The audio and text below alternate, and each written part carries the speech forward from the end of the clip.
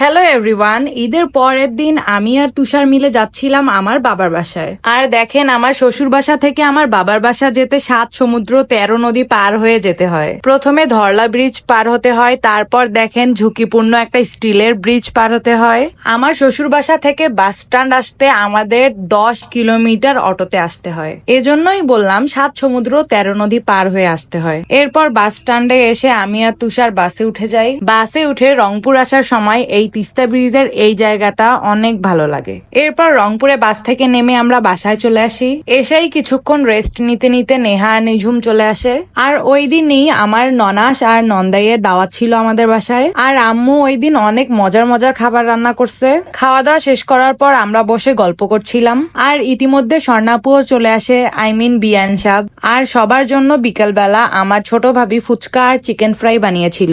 আর আমার ছোট ভাবির হাতের ফুচকা অ্যাকচুয়ালি অনেক মজা হয়। এরপর নাস্তা টাস্তা করে সন্ধ্যার দিকে সবাই চলে যায়।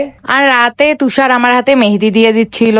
আর ওই দিন তেমন কিছু করা হয়নি। তার পরের দিন আমরা চলে যাই রেডি শেডি হয়ে ফটোশুট করার জন্য। আর অ্যাজ অলওয়েজ নাদিম আমাদের পার্সোনাল ফটোগ্রাফার, ওই আমাদের সব ছবি তুলে।